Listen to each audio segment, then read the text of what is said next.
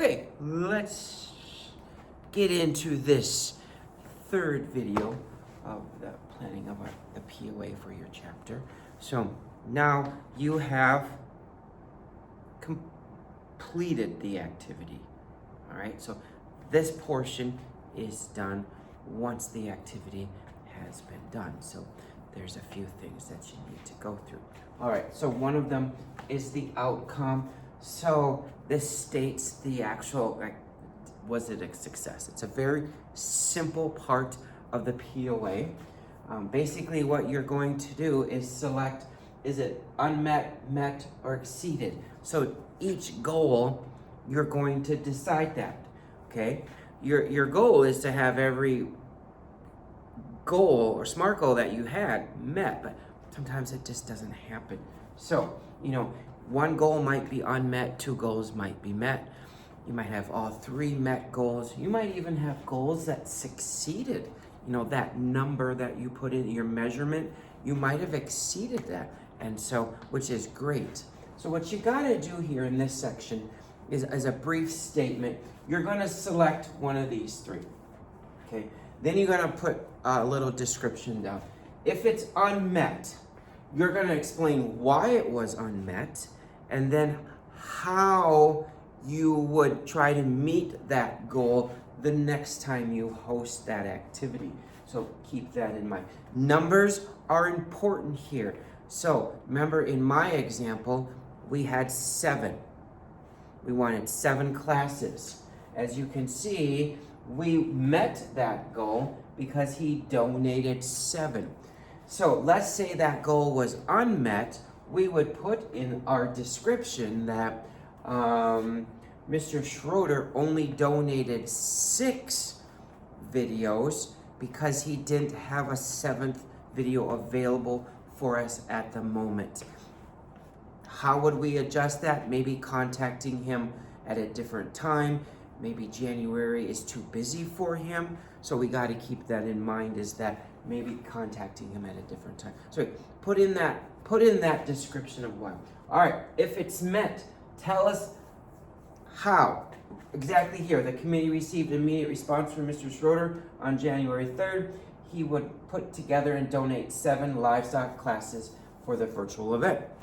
All right, the number 7 is in there. Now, if you exceed that, so you might get more than what you wanted.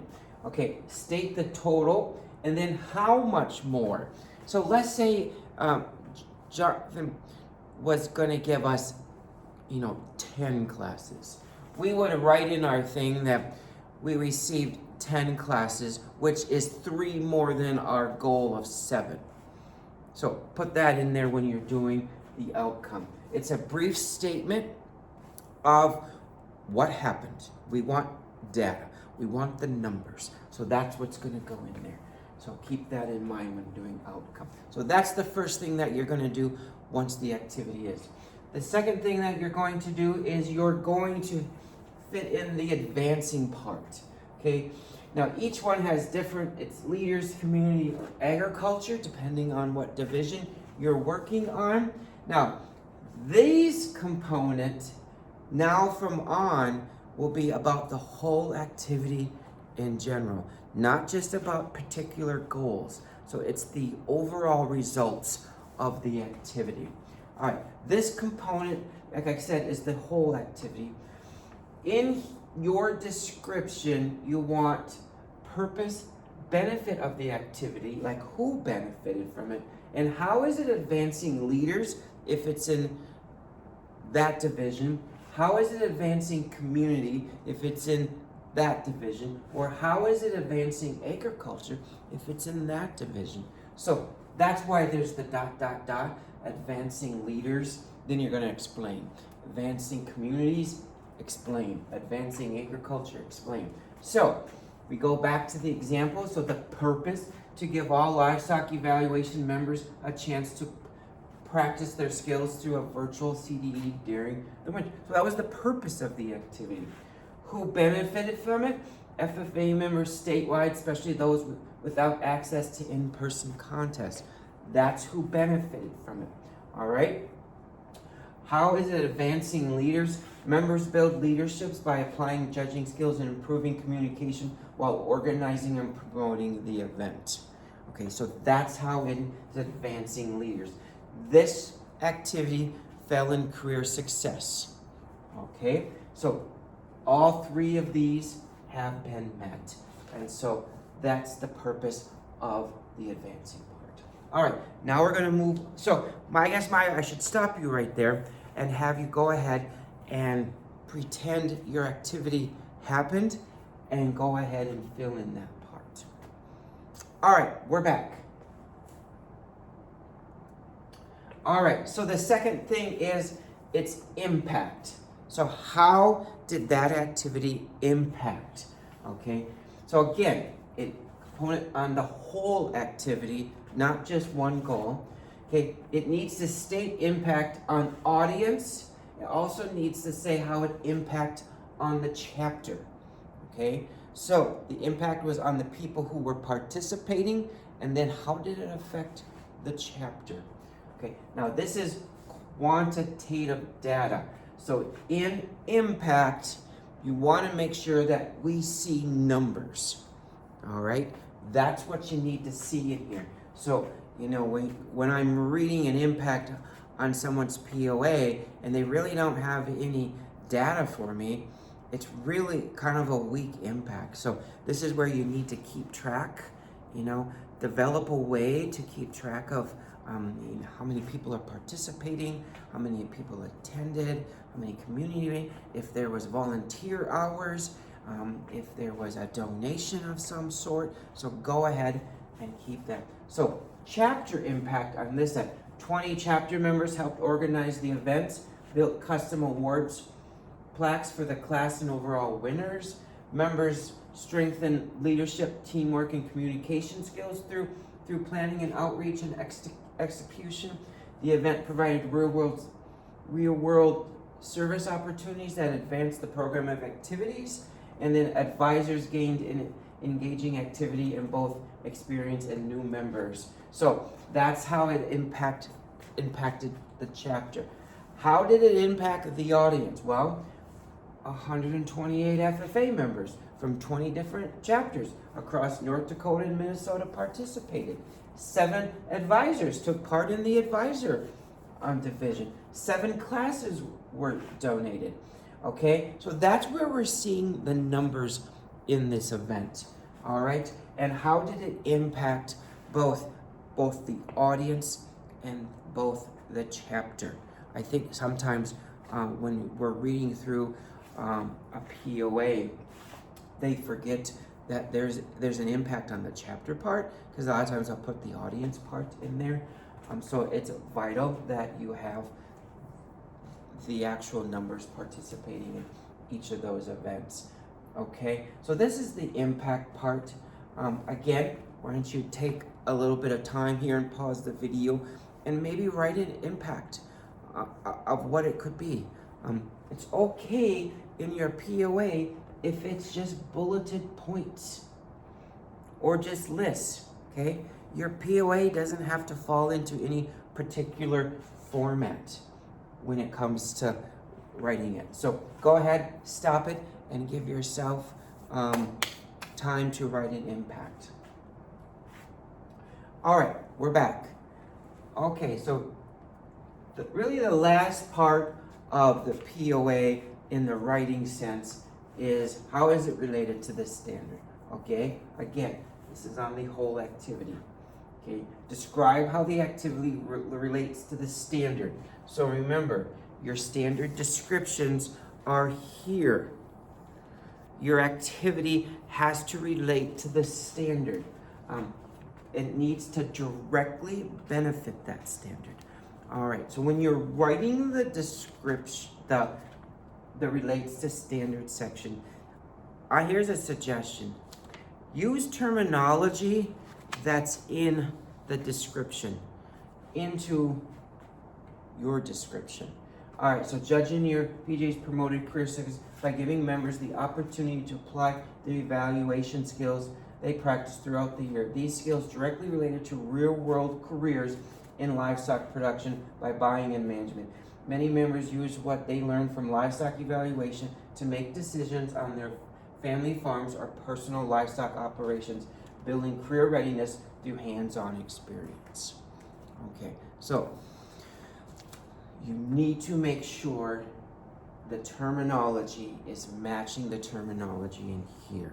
It's a little bit easier to make sure that, that activity relates to the standard. Now, don't get me wrong, an activity can fall into multiple standards. And in your POA, I feel that's okay to put those in there. But if you think about it also, you have your guidelines that you're gonna have to follow for your POA. Most states, especially in North Dakota, if you have an activity that can fit into 2 standard, you're gonna have to put it in 1. Okay? Actually, AET is only gonna allow you to select 1 when you put that activity in, and so that's where we're gonna come from that. All right, so the last slide I have for you is make sure you have some photos. Take lots. Take as many as you can. Action photos are great. Group photos are great. You want a well-represented amount of photos for that. So even take photos of prep work, during work, and cleanup. So don't forget about prep and cleanup, because sometimes you might have students, or members, this is where they want to be. They want to be the behind the scene people, and they might want photos of them working on that activity. So keep that in mind, is that your prep and cleanup work people are just as important. And then, for example, when I share out an activity, on our chapter's Facebook or Instagram, I'm showing those portions too that it took people. Action photos and group photos that I mentioned. All right, so you need a budget for the activity, and then once you put that budget in for the activity, AET is gonna do your overall budget, so you don't have to create all that. So the cost and income of the activity, like I tell the kids, because a lot of them go, well, I don't know how much that activity is going to cost us. We kind of just estimate what the activity will cost based off, off kind of the number of kids participating, what we expect to need for supplies through there. All right, POA needs to, like I said, have an overall chapter budget, but if you're creating, when you go in to AET, when you put that budget in, it will create that for you. All right, and then one part of AET is you can add your participants that participated in there. So again, I include the people who help pre-plan, during, and after. They all get credit for doing it. So I will put them in there, I had an activity last year. It took 46 kids to do. Some of those kids were here, some of those kids were here. So you need to make sure that, everyone feels that important during that activity. So, all right, that's the POA. It's a fun document to create. It kind of showcases your chapter. One thing that I do at the end of the year is I print my POA at the end of the year to give to administration so they can see what activities that I have done. I'm gonna be honest, last year I printed it, so the school year of 2024-25, when I printed out, it was 75 pages.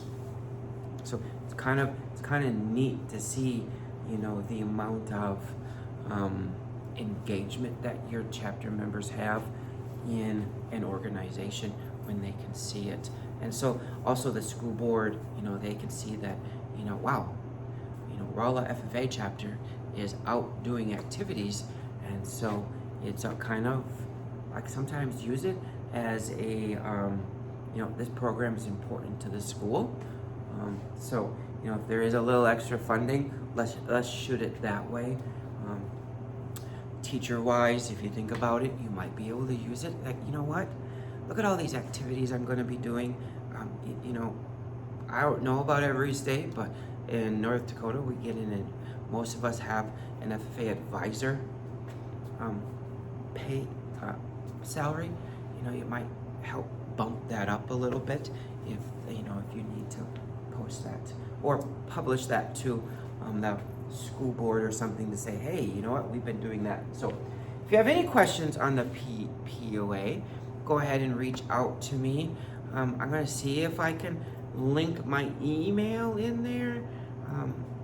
I don't know. I'll put it in the description at the bottom of this. And so I'm going to create one more video about AAT and creating the activity in AAT so that you can